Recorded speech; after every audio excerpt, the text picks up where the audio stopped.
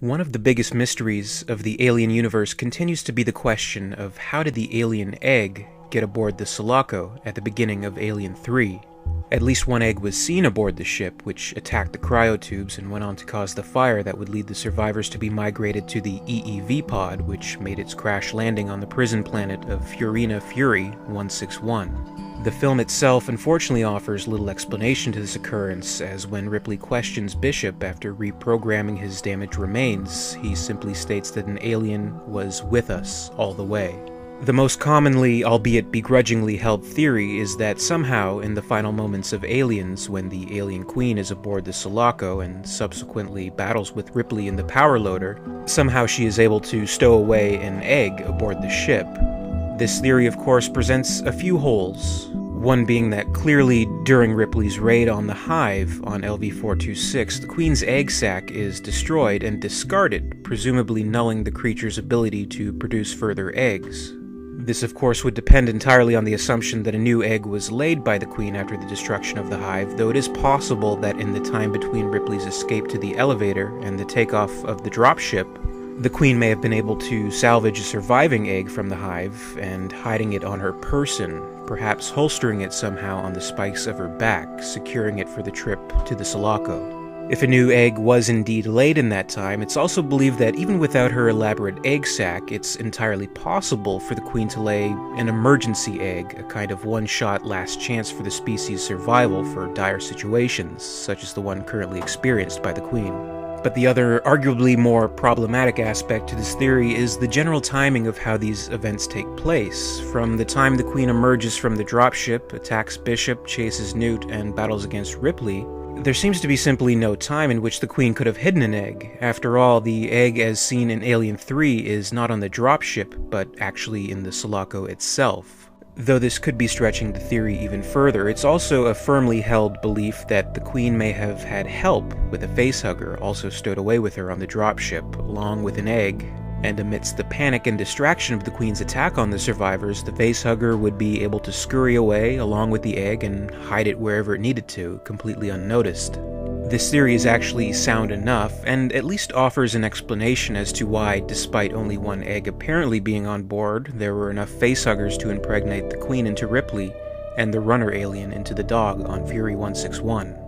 Aside from the xenomorph species itself and its need for survival, on the other side of the spectrum, there are beliefs that it was mainly the work of the company, Weyland-Yutani, that had the hand in ensuring the egg specimen made its way onto the Sulaco, likely after learning of the situation with the Marines and the impending nuclear blast that would surely wipe out the entire valuable alien species and all their chances of acquiring it. A popular theory is that somehow Bishop was programmed to retrieve a specimen, either unknowingly or against his will. After all, despite his heroics and his efforts to protect the human survivors, at the end of the day, he is company property. How this could have happened and how Bishop could have been made available the specimen is a little bit more sketchy in its details, but depending on exactly how long the travel time actually takes between the planet LV-426 and the location of the Sulaco, it's believed that possibly Bishop could have had the time to fly the dropship to the Sulaco, place the egg wherever he needed to, and then return to Ripley while claiming the landing pad was unstable and needed to circle around.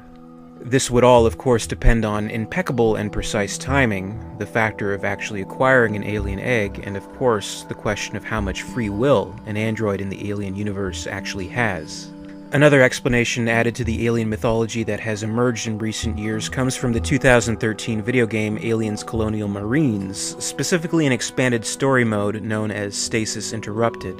In the storyline presented here, it's revealed that during the events of Aliens, Burke makes contact with Weyland-Yutani and confirms the existence of the xenomorph species. A second team of Marines are sent in on the transport ship Legato, along with a cargo of human hosts for alien experimentation, and specimens are successfully retrieved from LV-426 before its destruction. As the xenomorph experimentation inevitably causes chaos, the Legato is able to intercept the Sulaco, creating an umbilical to board the ship for military assistance, and of course, letting aboard alien drones with harvested eggs aboard the ship in the process. This storyline also proposes that it was completely of Weyland-Yutani's design to set the Sulaco's coordinates to Fury 161, as it would be preferable to acquire the alien specimen in a remote, out-of-the-way, low-profile planet, rather than attempt to bring the specimens directly through Gateway Station. Also taking into account that this video game also creates an explanation that Hicks was actually never killed, and the crushed body found in the EEV's wreckage was actually a doppelganger, I suppose it's up to the individual as to whether or not you'd like to accept this as canon, and part of the official overall story. While it's adding a peripheral story to the films, it is an officially licensed title, and probably the closest we may get to a definitive explanation as to why the egg found its way to the Sulaco. But ultimately, there is no real definite answer, only theory. What do you think? Was it the alien queen that somehow got the egg aboard?